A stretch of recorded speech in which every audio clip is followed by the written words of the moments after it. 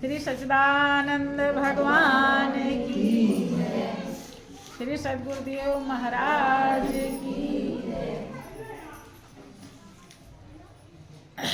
व्याकुल होना चाहिए। कोई कोई हो सकता है व्याकुल होता हो, जो समझ लेता है कि जितने भी रिश्ते नाते हैं, सब रिश्ते नातों में हमारे गुरुदेव अनोखे हैं, दिव्य हैं, अलौकिक हैं। ऐसा रिश्ता और कोई भी नहीं है। तब उन रिश्ते नातों में जब कोई आदान प्रदान करते हैं, वो कुछ देते लेते हैं, तब उन्हें गुरुदेव के लिए व्याकुलता होती है कि हम यहाँ तो कुछ कर रहे हैं, वो गुरु महाराज जी के लिए नहीं किए। उनको हम कुछ खिलाते, कुछ पिलाते, पहनाते, कुछ हम दान दक्षिणा देते, कुछ उनके निमित्त हम करते। किया क्यों नहीं? हमें जल्दी करना चाहिए। बेचैन होकर के वो बड़े जल्दी जल्दी उतावली में करने लगता है। लेकिन अगर ऐसा नहीं हो रहा है तो इसका मतलब हम गुरु ज्ञान की कीमत समझे। गुरु महाराज जी का जो रिश्ता है, एक जन्म का नहीं, पता नहीं कितने जन्मों का है, और अजर अमर अविनाशी रिश्ता है। और कोई भी रिश्ता छूट सकता है।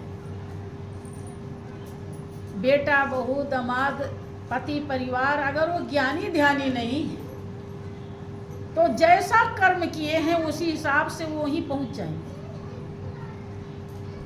आपके रास्ते में कभी नहीं आ पाएंगे, आपके मंजिल पर वो कभी नहीं पहुंच पाएंगे। इसीलिए देखो, जिसको ज्ञान दिया जाता है उसे ध्यान करने के लिए कहा जाता है। ध्यान करेंगे तब ज्ञान की सिद्धि होगी, तब आपको मंजिल मिलेगी।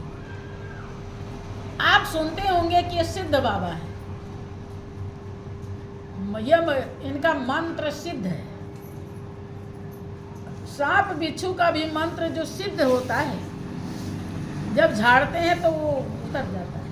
अब अगर सिद्धि में थोड़ी भी कमी है तो मंत्र काम है नहीं करता। ऐसे जब गुरु आज्ञा का पालन करके हमसे कम कोशिश करिए कि 1 घंटा शाम को, रात में, और 1 घंटा सुबह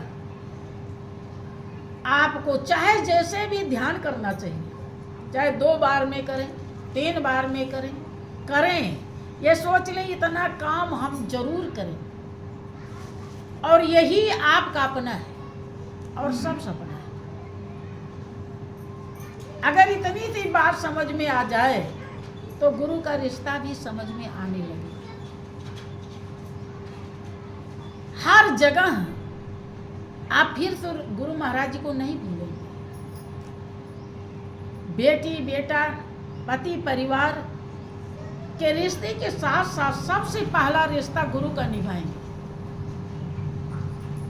आप अगर घर गृहस्थी में अपना कल्याण नहीं कर पाते तो गुरु महाराज जी ज्ञान नहीं देते।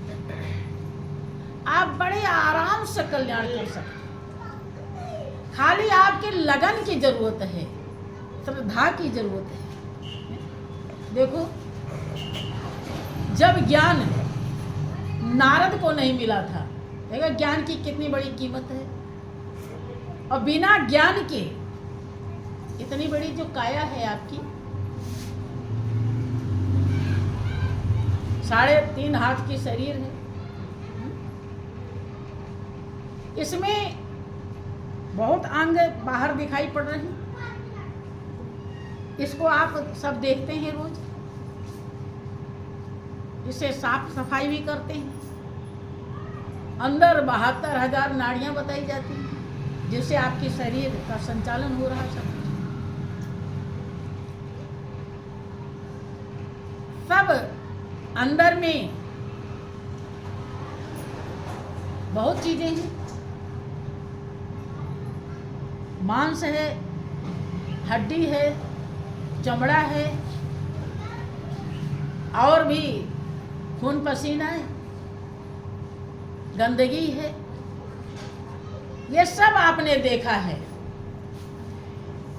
लेकिन हड्डी को छूने के लिए कोई कहे तो आप नहीं छुओगे।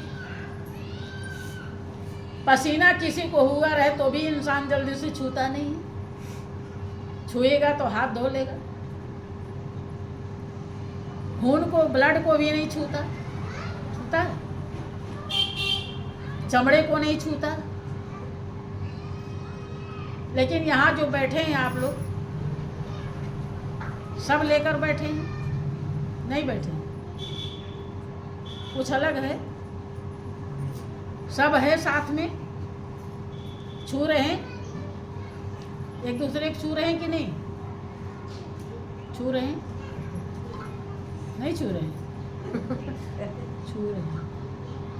टच है। नहाएंगे क्या? नहीं। काहे? ध्यान से समझिए, क्योंकि इस हड्डी मांस चमड़े को पवित्र बनाने वाला पावन सत्ता इसमें रम रहा है, हर जगह दौड़ रहा है, विराजमान है, आच्छादित। उसका नाम भी है और स्वरूप भी है, जिसके नाते आप पवित्र हैं।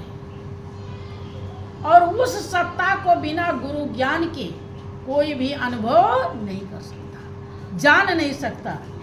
इसीलिए जब तक आप निगुरे होते हैं, आप पवित्र होते हैं।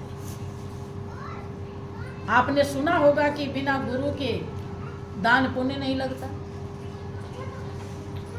क्योंकि जब तक गुरु धारण नहीं हम करते, सच्चे गुरु नहीं मिलते, उस परम पिता परमेश्वर जिसके द्वारा हम पावन बने हैं उसका अनुभव नहीं हो जाता, तब तक हमारा जीवन अपवित्र होता है।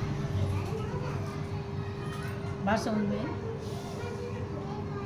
काहे अपवित्र? क्योंकि जो पवित्र है उसके अलावा और कुछ पवित्र नहीं है, सब अपवित्र है। अब उसका अगर अनुभव नहीं किया, उसका दीदार नहीं हुआ, दर्शन नहीं हुआ,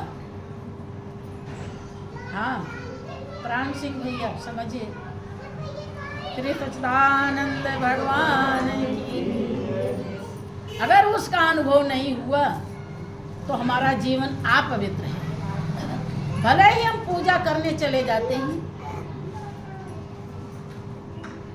मंदिर में चले जाते हैं, प्रसाद चढ़ा जाते हैं, भाव दर्शा जाते हैं, जो हमने किया है वो फल अवश्य मिलेगा, कोई भी नहीं ले सकता। लेकिन प्रसाद चढ़ाने से, मूर्ति का दर्शन करने से, वो पावन सत्ता जो रोम रोम में रम रहा है उसका दीदार नहीं होता है। कि हो जाता है? हो जाता हो तो बताओ? नहीं होता। और जब तक नहीं होगा वो ओरिजिनल का, वो तो एक प्रतीक बनाया गया। जैसे का को पहचानने के लिए कबूतर का चित्र बना दिया जाता है, ऐसे संकेत। अब संकेत को पकड़ के बैठ जाइए तो का को कभी पहचान नहीं पाएंगे। संकेत जो कह रहा है, अंगुली जिधर दिखा रहे, अंगुली को देखेंगे तो नहीं पहुंचे, जिधर दिखा रही उधर तब पहुंचे। जब तक उसको नहीं जानेंगे तब तक जीवन अपवित्र है। नारद के लिए आप हमेशा सुनते रहते हैं, आप तो थोड़ा बहुत पूजा पाठ करते हैं। नारद जी के लिए जिक्र आता 10,000 वर्ष तपस्या किया था और ऐसी सिद्धि प्राप्त हुई कि जहां चाहते वहीं चले जाते, लेकिन उन्होंने गुरु धारण नहीं किया था। और गुरु धारण न करने के कारण वो सत्ता, वो मालिक जो हमारे रोम रोम में रम रहा है, जिसके कारण हम यहाँ बैठे हैं, उसका कनेक्शन जिस दिन कटेगा तो हम ये बैठ नहीं पाएंगे। उसका अनुभव उन्हें नहीं हुआ क्योंकि उन्हें गुरु ज्ञान नहीं मिला, टेक्निक, फार्मूला, रास्ता नहीं जाना। तपस्या करते रहे, उसका फल मिलता रहा, सिद्धि प्राप्त हो गई, लेकिन उस स्वरूप को नहीं जाना। आपका इतिहास बताता है, धार्मिक ग्रंथ दर्शाते हैं, महापुरुष स्वर भर के गाते हैं कि नारद जी विष्णु धाम जाया करते थे, इतनी बड़ी सिद्धि प्राप्त हुई उन्हें। वहां पर ऐसे प्रसंग सुनते थे जैसे आप लोग बैठे, लेकिन जब वहां से उठ के आते थे वो, तब जहां बैठे रहते थे वहां का यह स्थान विष्णु जी धुलवाते थे। ये बात नारद जी को पता नहीं था। नारद जी कभी नहीं नारद जी को तो यही ध्यान है कि हमारे जैसा भक्त को, क्योंकि मैं जहाँ चाहता हूँ वहीं चला जाता हूँ, और 10,000 वर्ष तपस्या किया, मैं तो सबसे बड़ा भक्त हूँ। एक दिन संजोग से अपना कुछ बीड़ा कुछ भी भूल गए, और उसे लेने के लिए जब आए तो देखें जहाँ बैठे थे वहाँ स्थान धुला जा रहा, देवदूत धुल रहे। उन्होंने पूछा कि प्रभु ये क्या बात है, जहाँ सभी लोग बैठे थे वहीं मैं भी बैठा था, सबके नीचे का स्थान नहीं धुला जा रहा है, मेरे नीचे का स्थान क्यों धुलाई हो रही, क्या बात है?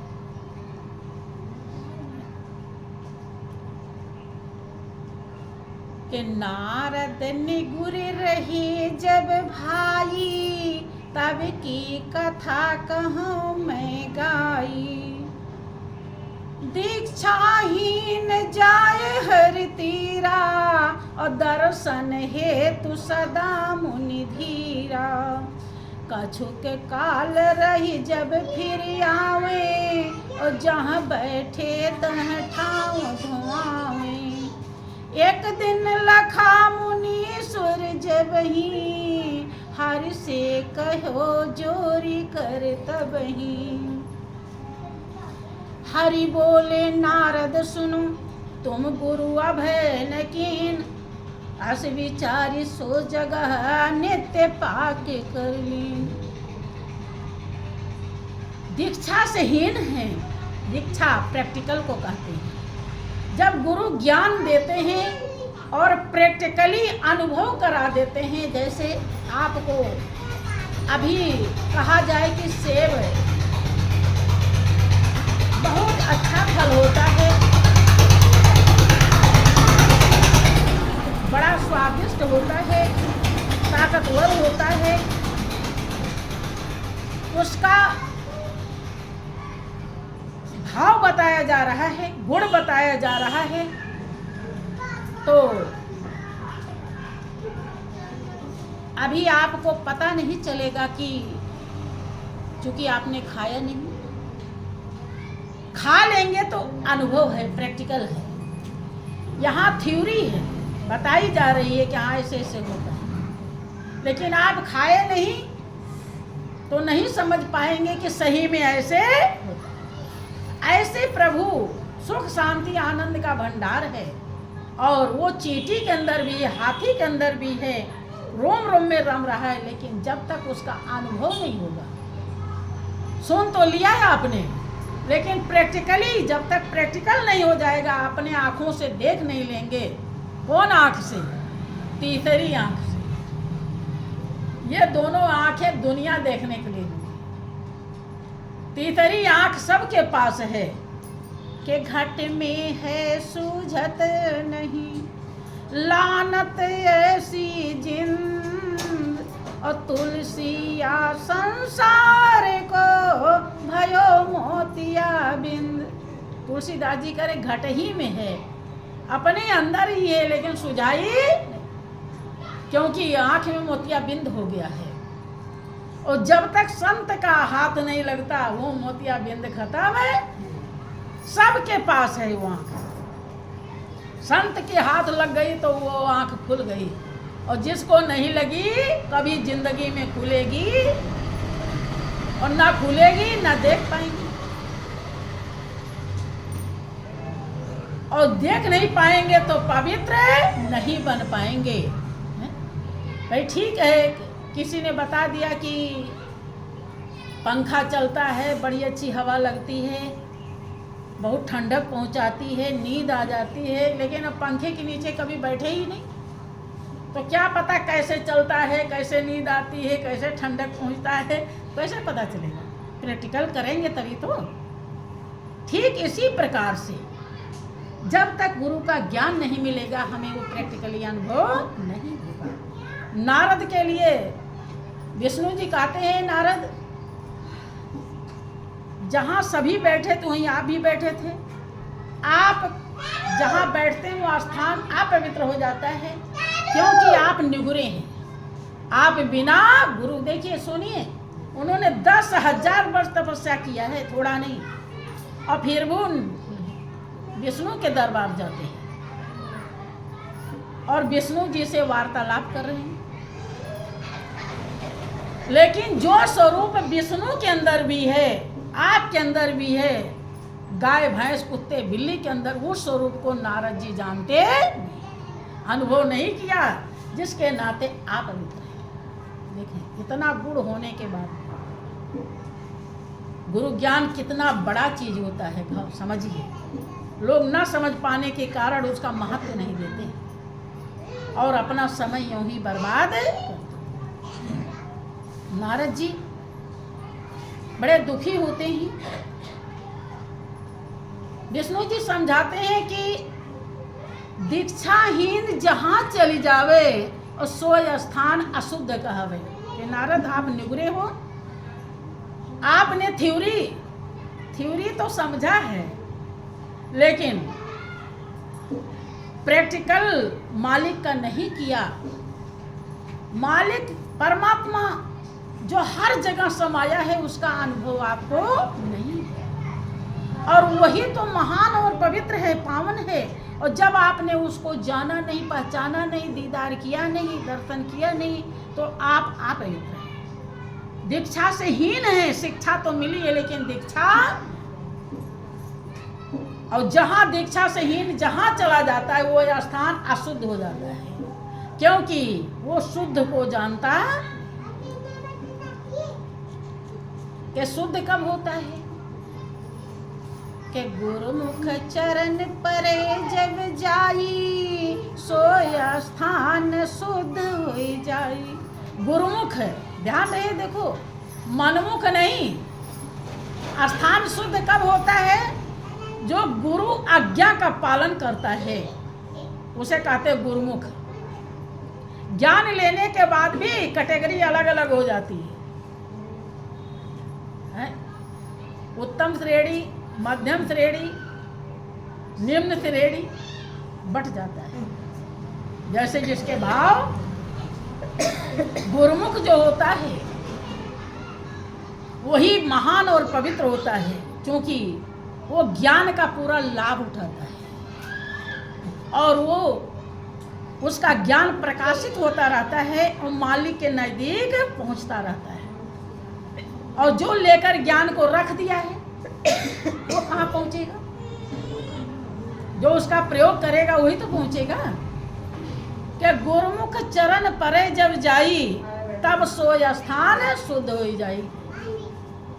नारद जी कहते हैं कि प्रभु आप आज तक आपने मुझसे क्यों नहीं बताया कि आप निगुरे हो और क्या बोलते हैं गुरुमुख नहीं हो, आप पवित्र हो। कि आप लो नाथ कहो नहीं मोते और नित प्रति रहो आप थल धोते। कि आज तक आपने मुझसे नहीं बताया कि आप निगुरे हो और रोज स्थान धुलवाते रहे, इतना परिश्रम करते रहे। हम रोज आते हैं आपके दरबार में और रोज स्थान धुला जाता है, आपको मेहनत करनी पड़ती है। आप हमसे बता दिए होते तो कम से कम ये मेहनत तो न करनी पड़ती, मैं नहीं आता, आपको कष्ट नहीं उठाना पड़ता है? आपने मुझसे क्यों नहीं कहा? तब विष्णु जी बताते हैं कि हरि सुनो भेद यह भाई और जाते अब लो बात छुपाई। विष्णु जी कहते हैं कि नारद भेद मैं बताता हूँ कि हमने आज तक आपसे क्यों नहीं कहा कि आप निगुरे हो, आप पवित्र हो। कारण क्या है अब मैं बताता हूँ कि परम भक्त अतिशय प्रिय मोरे और कहो न दुख होई उर तोरे। के नारद, कभी कभी आपका कोई बहुत प्रिय होता है, कोई उससे गलती हो जाती है, ज़्यादा गलती हो जाती है, तो आप जल्दी से उसे बताना पसंद नहीं करते, क्योंकि वो बताओगे तो उसे दुख हो जाएगा और दुख होगा तो वो दुख आपको बर्दाश्त है। यही बात विष्णु जी नारद जी से कहते हैं कि मैंने क्यों भेद रखा है, आपको क्यों नहीं बताया कि आप निगुरे हो और स्थान धुलवाता रहा, आप आते रहे, आप जाते रहे और हम स्थान धुलवाते रहे, आपसे बताए नहीं कि आप निगुरे हैं। उसका क्या कारण है कि आप परम भक्त हैं, ऐसे तैसे भक्त हैं। भाई भक्त हैं तभी भगवान का बनना चाहते, तभी तो 10,000 वर्ष तपस्या किया, ऐसे थोड़े किया। भगवान की जरूरत ना होती तो तपस्या क्यों करते, कष्ट क्यों उठाते, भले नहीं मिले भगवान, लेकिन भगवान के लिए किया तो भाव है तभी तो। कि परम भक्त अतिशय प्रिय मोरे, थोड़े बहुत नहीं, इतना ज्यादा आप प्रिय हैं कि जो वर्णन नहीं किया जा सकता। अतिशय कहो न दुख होई उर तोरे, इसीलिए मैंने आपसे ये बात नहीं कही कि आप निगुरे हैं, क्योंकि आपके दिल में दुख हो जाए और वो हमसे सहा नहीं। सुनी नारद कह मोहि बताओ, और अब भगवान न देर लगाओ। नारद जी व्याकुल हो जाते हैं कि हम तो समझ रहे थे कि हम सबसे बड़े भक्त हैं, और आज पता चला कि अभी भक्ति शुरू ही नहीं हुई, क्योंकि गुरु ज्ञान ही नहीं मिला। अब क्या करें कि प्रभु बहुत जुल्म हो गया, बहुत समय बेकार चला गया, 10,000 वर्ष की तपस्या बेकार चली गई। पता नहीं कितना समय और है जीवन में कि नहीं है, कि जल्दी से बताओ, अब देर ना करो। कि काको गुरु करो जे मैं जाई, और दया दृष्टि कर देहु बताई। हे प्रभु, किसको मैं गुरु धारण करूं, दया की दृष्टि कीजिए। देखिए, जब आप लोगों को ज्ञान मिलता है तो क्या सोच पाते हो कि गुरु महाराज जी ने कितनी दया करी, नरक से निकाल कर वैकुंठ भेज दिया, और आप ही बीच में ही लटक जाए तो आपकी गलती। कितनी कृपा करी, कितनी दया करी, कभी समझ पाया। जो समझ जाता है वो कभी भी गुरु को कभी भी जिंदगी में किसी जन्म में नहीं भूल सकता, और जो कर्तव्य गुरु के लिए करेगा वो किसी के लिए नहीं करेगा, जो समझ जाएगा। तो नारद जी कह रहे हैं कि दया की दृष्टि कीजिए प्रभु, और जल्दी से बताओ मैं किसको गुरु धारण करूं, कौन मुझे भवसागर पार करेगा, अर्थात मालिक, उस रोम रोम में रमने वाले सत्ता का दीदार कौन कराएगा, कौन मुझे पावन बनाएगा, जल्दी बताओ। विष्णु जी बताते हैं कि जो प्रथम मिल जाय सकारे, ताहि गुरु तुम कीन्हो प्यारे। ए नारद, जो सबसे पहले सुबह मिल जाए, पहचान बता रहे हैं, उसी को गुरु धारण कर लो। अब उन्हें नींद कहाँ रही, जो बार बार सोच रहा, 10,000 वर्ष तपस्या किया, सोचे थे हमसे बड़ा भक्त नहीं, और अभी पता चला कि कुछ नहीं, शुरू ही नहीं हुआ है, और अब शुरू होने वाला है। और कहीं सो गए तो फिर सबसे पहले जो जाएगा उसे देख ही नहीं पाएंगे, फिर क्या होगा। पूरी रात करवट बदलते रहे और रास्ते पर देखते रहे कौन पहले जा रहा है, कौन पहले जा रहा है। के भोर भये निकसे मुनि जबही, और धीमर देखी परे पग तबही।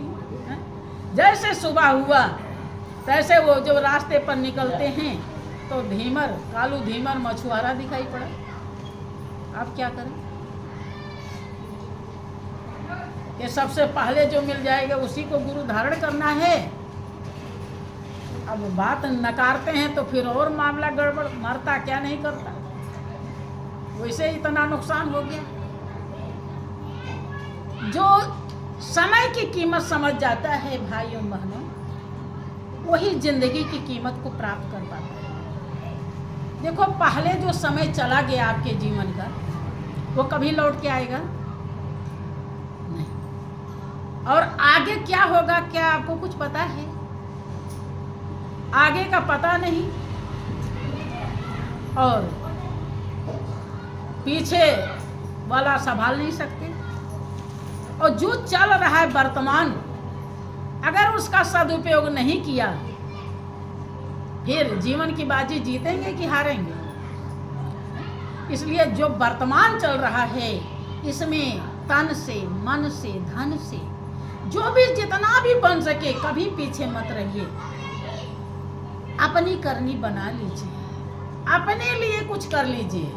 यहाँ जो करेंगे वो आपका अपना है, और जो दुनिया में करेंगे वो सब सपना है, वो खाली जीवन निर्वाह के लिए है। और यहाँ जीवन की कीमत मिलती है। दोनों में ये अंतर है। अगर आप परख करना सीख जाएंगे तो आपको समझाना नहीं पड़ेगा, और नहीं करना सीखेंगे तो फिर तो माँ बाप बहुत पीट पीट के बच्चे को भेजते हैं। हम देखते थे बचपन में कि बच्चा कहीं आ रहा है, वो तुअर का जो पेड़ होता है उस खेत में बैठ जाता था, दिन भर वहीं बैठा रहता था, फिर शाम को आ जाता है, स्कूल से आ गया, पढ़ाई कर रहा है अरहर खेत में। तो किसका बिगाड़ रहा है? भाई माता पिता ने कोशिश कर लिया, कूट कूट के भेज दिया, फिर भी वहाँ बैठा रहा, मास्टर के दर्शन न किया न कराया, विद्या कहाँ से आएगी? आएगी? रह गया निरक्षर। अब क्या करेगा? सीमेंट, गारा, मिट्टी है, ये इसके अलावा और कुछ कर पाएगा? यही है। बैल जैसा मेहनत करे तब रोटी खाए। पढ़ लिया होता तो आप इधर बन जाता है? ऐसे अध्यात्म विद्या अगर आप पढ़ लेते हैं तो सारे दुख हमेशा के लिए समूल नष्ट हो जाते हैं, क्योंकि ये दुनिया की परख सिखाता है और मालिक में एकाकार कर देता है। यही विद्या पढ़ने के लिए खास तौर से जिंदगी मिली आपको। ये जो कुछ आप खाते नहाते हैं, ये तो विद्या पढ़ने का खर्च है, राह खर्च है। क्योंकि पढ़ने भी जाते हैं तो खाना चाहिए, कपड़े भी पहनेंगे, कुछ न कुछ तो चाहिए, सब चीज़ें चाहिए। ऐसे ही ये विद्या जो पढ़ने के लिए आए हैं, तो ये इसलिए मकान भी चाहिए, रोटी भी चाहिए, परिवार भी चाहिए सहयोग के लिए। ये सब इसलिए दिया है मालिक ने, ये कहने के लिए नहीं दिया ये मेरा, ये मेरा, ये मेरा, मेरा है?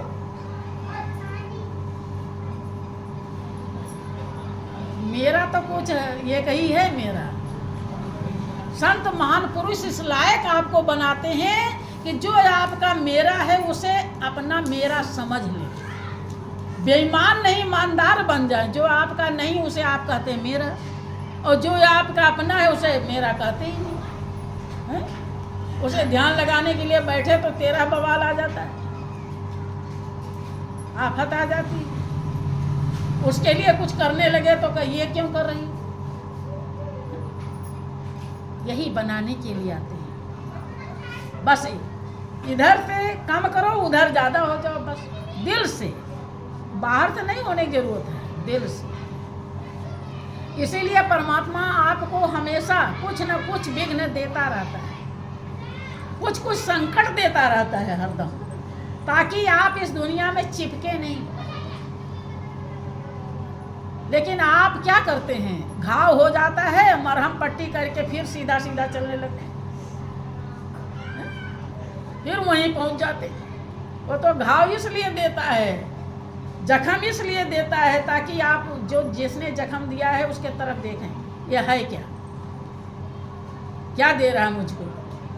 यहाँ से हट करके उसके तरफ चलें जो कभी जख्म देता। लेकिन आप फिर भी हरदम पट्टी किए रहते हैं, फिर जख्म को उभारते हैं संत, आँख खोलते हैं। बहुतों को तो संत दुश्मन दिखाई पड़ने लगते हैं। ये क्यों बता रहे हैं?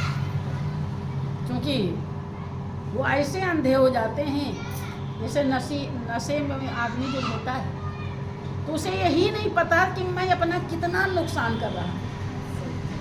ऐसे सारी दुनिया नशे में है। कौन सा नशा? मोह और ममता का, मेरा और तेरा का नशा है। और इसी नशा के कारण वो अपनी वास्तविकता को भूल जा, नुकसान कर डालता है, सच्चाई को गंवा देता है।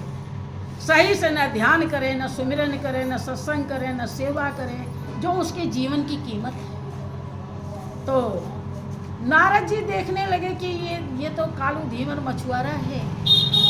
लेकिन अब भगवान ने कहा था, प्रभु ने, कि उसी को जो ही मिल जाएगा उसी को गुरु धारण कर लेना। तो अब क्या करें, चाहे मछुआरा हो चाहे कुछ भी हो, करना ही पड़ेगा। तेहि गुरु करी हर ढींग आए, और देखत ही प्रभु हृदय लगाए। उसी को गुरु धारण करके और भगवान विष्णु के पास पहुंच जाते हैं नारद जी। और जैसे विष्णु ने देखा कि नारद जी आ गए गुरु धारण करके, तैसे अपने हृदय से, पहले क्या करते थे, जब गुरु धारण नहीं किए थे नारद जी, जहाँ बैठते थे वहाँ का स्थान धुलवाते थे। और जैसे गुरु धारण किया तैसे भगवान विष्णु नारद को अपने गले और लगा कर क्या कहते हैं, हरि पूछो गुरु कौन तुम कीन्हा, और सकुच नारद धीमर कही दीन्हा। गले लगाकर पूछते हैं, तुमने गुरु किसको, कौन सा गुरु बना, क्या नाम है गुरु का। अब पसंद गुरु तो थे नहीं, सोच रहे थे कोई ऊंची जात वाला कोई गुरु मिलेगा तो ठीक रहेगा। ये धीमर मछुआरा ये कहाँ मिल गया। गुरु के प्रति जैसे संशय करोगे 84 खुल जाएगी। ध्यान रहे, जिस गुरु महाराज जी ने आपके दोष पाप को नहीं देखा और सर पे हाथ रख करके ज्ञान दे दिया, सारे पाप ले लिया उस समय का। आपने बहुत करा, 100 200 500 दक्षिणा दिया होगा, वो भी आपका है, वो आपका है, उनका नहीं। धर्म में लगा करके उस जहर को अमृत बना दिया उस गुरुदेव ने, बख्शीश में परमात्मा को लखा दिया, पाप ले लिया। ऐसे गुरु को अगर आप ना समझ सके तो जिंदगी की कीमत कभी मिलती। अब 10,000 वर्ष तपस्या करने के बाद जो फल नहीं मिला था, कालू धीमर मछुआरे को जैसे गुरु धारण किया तैसे 84 खत्म हो जाता। सूरज के निकलते ही कमल खिल जाता है, और सूरज नहीं निकले तो कमल खिलता। ऐसे ही कितना भी पूजा पाठ कीजिए, 84 कभी खत्म नहीं होती। 84 तब खत्म होती है जब गुरु का ज्ञान मिल जाता है और उस स्वरूप का हम अनुभव कर लेते हैं जिसके द्वारा सारा संसार पावन है, पवित्र बना है। अब जैसे धीमर कहते हैं, देखो बहुत लोग क्या करते हैं, गुरु महाराज जी को तो पूजा कम करेंगे, ध्यान सुमिरन नहीं करेंगे, बाहरी खंडन मंडन में लगे रहते हैं। इधर देखिए विष्णु जी, खाली नारद गुरु को अपने अभी ज्ञान खाली लिए हैं, कुछ दिन नहीं हुआ, ज्ञान लेकर के विष्णु के पास पहुँचे हैं। और विष्णु जी से कहते हैं हमने धीमर को गुरु धारण किया। कोई गाली तो नहीं दी, भाई धीमर थे, धीमर कह दिया क्यों? हाँ, जो उनकी महिमा है, मर्यादा है, बड़प्पन है, वो नहीं गाई है कि सब धरती कागज करूं, लेखन सब बन रहा है, और 7 समुद्र की मसी करूं, गुरुकुल लिखा। जिस गुरु की इतनी बड़ी महिमा है उस गुरु को उन्होंने केवल धीमर कहा, जात बता दिया। जात बताते ही विष्णु जी के क्रोध की सीमा न रही। विष्णु जी क्या धीमर समुझी मन संशय आई और 184 भुगतो जाई। जैसे धीमर कहा, देखो आप लोग सोचते हो गुरु महाराज जी को छोड़ के वो शंकर जी को पूजाऊं, वो विष्णु को पूजाऊं, वो राम, अरे सबका स्वरूप वही है। उन्होंने ओरिजिनल को लखाया है और आप डुप्लीकेट बाहर लेने जाते, कोई फल नहीं मिलेगा। हाँ करो, कोई दिक्कत नहीं, मैं मना नहीं किया जाता, अरे सच्चाई समझाइए। अगर बाहर से आपको करना ही जरूरी है तो अंदर से वही ध्यान करो, तब तो बच जाओगे। और 2 नाव पे जैसे पैर रखा तो कहीं के नहीं। और ओरिजिनल छोड़ के, भाई हीरा छोड़ के कौड़ी बटोरोगे, क्या बुद्धिमान कहलाओगे? निरंतर पूजा बताई है गुरु महाराज जी ने, बताइए कि नहीं?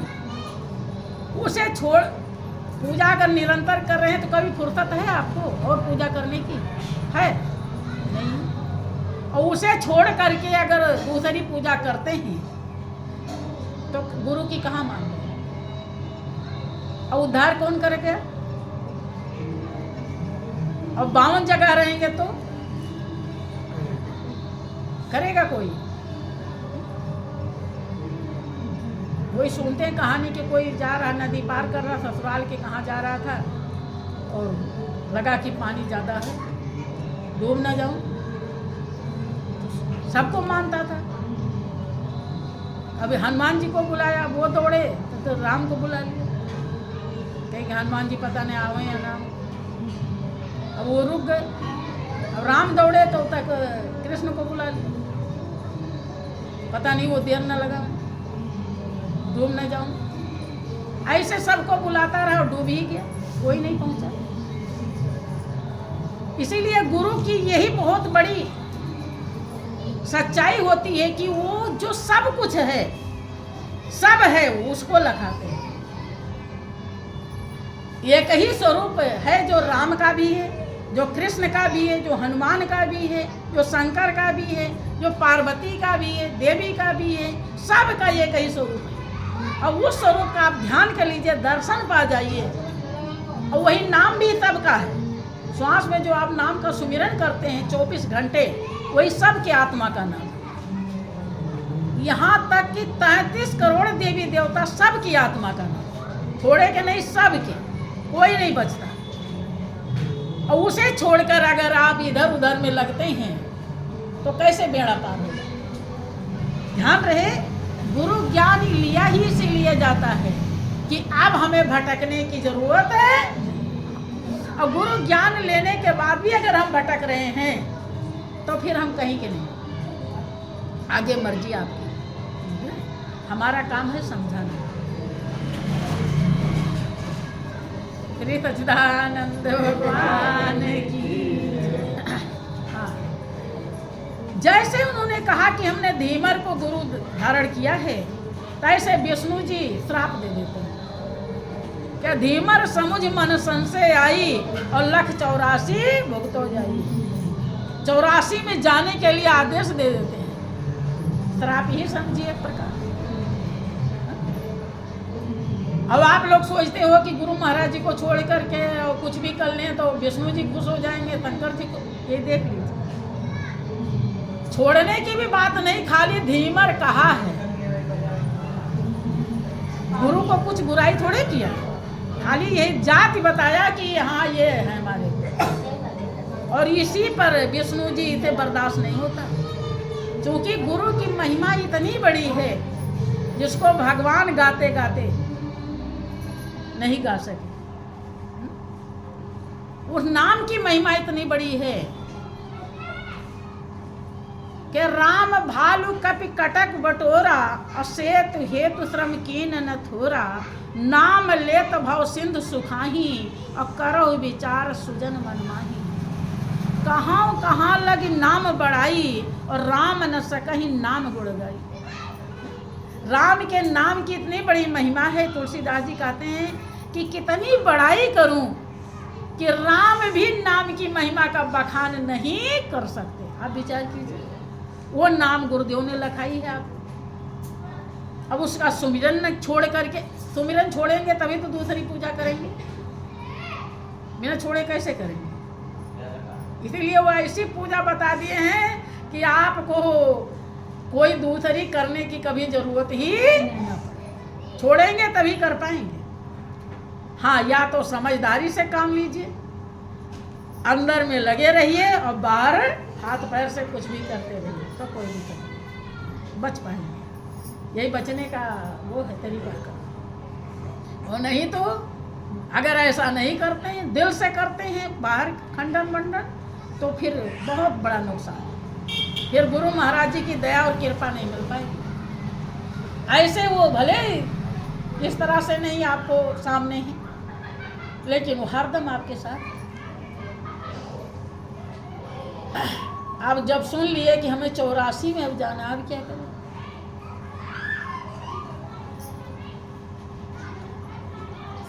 सुनी नारद निज गुरु पही आए, आवत ही यही सुनाए। जैसे वो सुनते हैं कि अब 84 में भेज दिए विष्णु, अब कौन उबारेगा? देखिए, गुरु महाराज जी तो 84 से निकाल दिए थे, अब भगवान ने 84 में डाल दिया। काहे कि गुरु का निरादर किया, धीमर कह दिया। इतने निरादर से विष्णु जी बर्दाश्त नहीं करते, क्योंकि विष्णु जी को पता है कि जो फल इन्हें 10,000 वर्ष तपस्या करके नहीं मिला, वो फल गुरुदेव ने तुरंत दे दिया, और उस गुरु को ये धीमर बता। अरे तूने गुरु के प्रति संशय किया है, इसलिए 84 भूतों।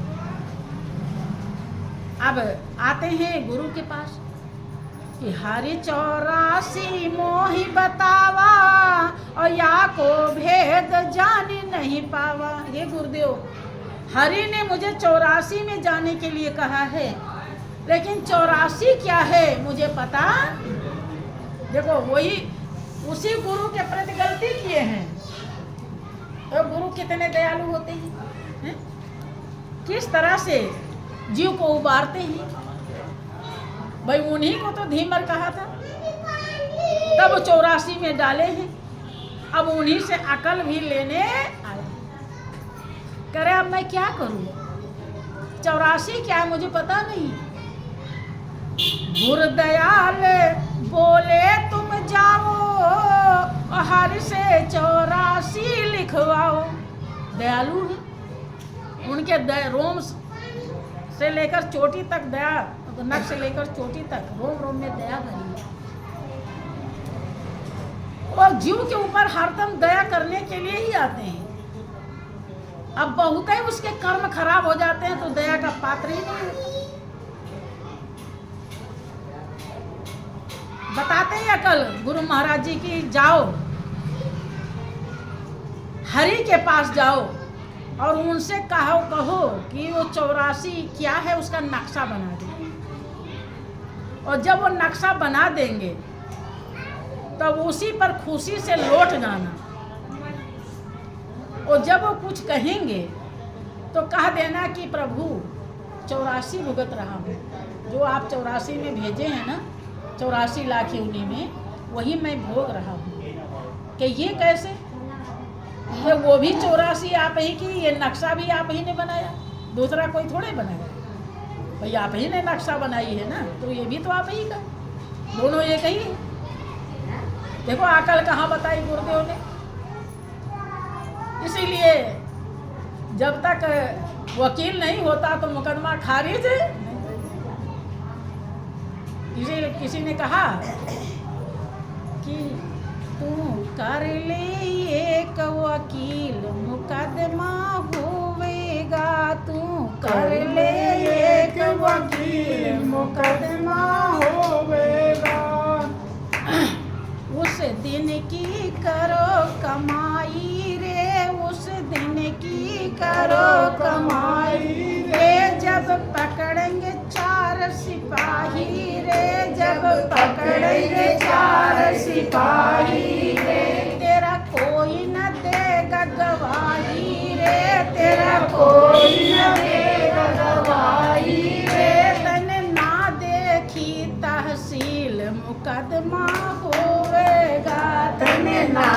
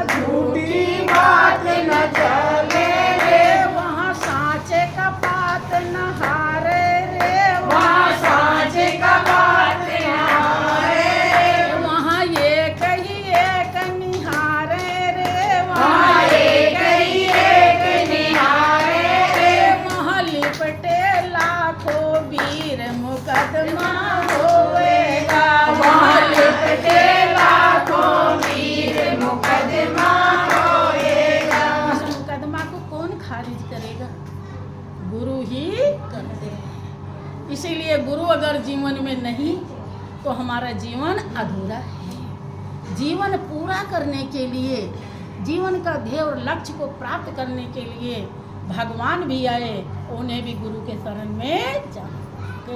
राम कृष्ण से को बड़ो, 3 गुरु सेवा कीन, और 3 लोग के जो धनी सो गुरु आज्ञा आधीन। तो नारद जी पूछते हैं कि क्या करूं गुरुदेव, तो कहते हैं कि जाओ नक्शा बनवाओ। सोनी नारद आए प्रभु पाही, 84 मैं जानत नाही। आते हैं दौड़ करके, हे प्रभु 84 क्या है मुझे पता नहीं, सोई मोहि लिख के देहु दिखाई, ताहि देखी भुगतों में जाई। हे प्रभु वही लिख के दिखा दो मुझे 84 क्या है, ताकि मैं देख करके समझ जाऊं कि कैसे भुगतना है। कह हरि 9 लख जलचर जाति, और सब योनिन भर में बहु भांति, 10 लख पक्षिन को विस्तारा, उड़त रहे भय को उर्धारा, और 11 लाख जाति कृम कीटा, और 20 लाख बन बिटप जो दीठा, 30 लाख पशुयोनि जानो, और 4 लाख बानर पहचानो। कितने हो गए? सोनी नारद गए लोटिता में, देखत प्रभु बोलत भयो, यह ज्ञान तुमको दीन किन, कह ऋषि गुरु मोको दयो, यही कहत पे छड़ एक में, मेटी 84 दई, अस कौन कृपाल दीन दयालु, गुरु सम जग हई। सुनते देखते ही नारद जैसे सुनाया और दिखाया तो ऐसे लौट पड़े कि ये ज्ञान तुमको किसने दिया है, ये कैसे सीख गए तुम? नारद जी कहते मेरे गुरुदेव ने दिया। जो 84 3.5 करोड़ वर्ष लगता है भुगतने के लिए, वो पल भर में 84 खत्म हो जाती है। गुरु के समान दीन दयालु कृपालु दुनिया में कोई भी नहीं। कभी भूल कर भी उनके प्रति आप लोगों के हृदय में जरा सी भी निकृष्ट भावना कभी मत लाना। एक बार की दुनिया के कोई भी कष्ट सह लेना, लेकिन गुरु के चरणों में कभी भी अपने बुरे भाव कभी बिल्कुल भी मत रखना, क्योंकि वो आपके इतने बड़े कल्याणकारी हैं, जिनके समान उपकारी दुनिया में कोई भी, यहाँ तक कि औरों को कौन कहे भगवान भी नहीं। भगवान हर पल हर क्षण मौजूद हैं, लेकिन वो कभी भी नहीं कहने आए कि यहाँ मैं हूँ, ये मेरा स्वरूप है, दीदार करके अपना जीवन धन्य बना। जब गुरु महाराज जी मिले तब उन्होंने ज्ञान दिया और आपको इस योग्य बनाया है कि आप जहाँ भी रहें ध्यान लगा सकते हैं और प्रभु का दर्शन पा सकते हैं और अपने जीवन को धन्य बना सकते हैं। आगे आपकी इच्छा है तो बोलिए प्रेम से श्री सच्चिदानंद।